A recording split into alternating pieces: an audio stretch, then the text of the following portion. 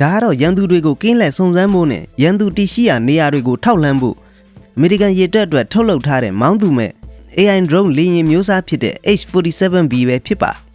ဒီလေယာဉ်ကို Northrop Grumman ကုမ္ပဏီကတီထွင်ထုတ်လုပ်ခဲ့ပြီးတော့စီးပွားဖြစ်ရောင်းချမဲ့လေယာဉ်မျိုးမဟုတ်ဘဲနဲ့မောင်းသူမဲ့ drone ဖြစ်လေယာဉ်တင်သင်္ဘောတွေမှာအသုံးပြုဖို့ design ဆွဲတီထွင်ခဲ့တာပါ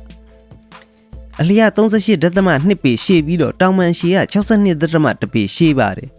ခောက်ထားနိုင်တဲ့တောင်ပန်တွေပါရှိတဲ့အတွက်ကြောင့်လေယာဉ်တင်သင်္ဘောတွေမှာလွယ်ကူစွာသိမ်းဆည်းနိုင်ကြပါတယ်10.4 ပေမြင့်ပြီးတော့ 6350 ကီလိုဂရမ်လေးပါတယ်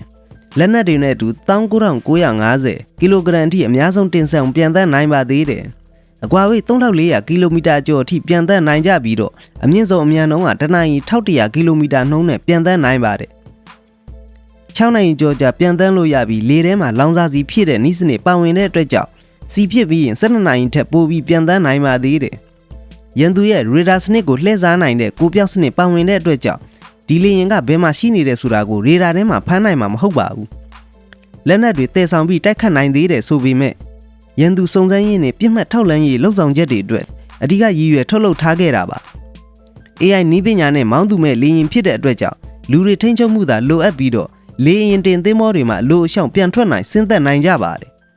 ဒါကြောင့်ဒီ H-47B drone လေယာဉ်တွေဟာအနာဂတ်မှာလူမဲ့စစ်စင်ရေးအတွက်ခေတ်မီနည်းပညာတစ်ခုလည်းဖြစ်ပါတယ်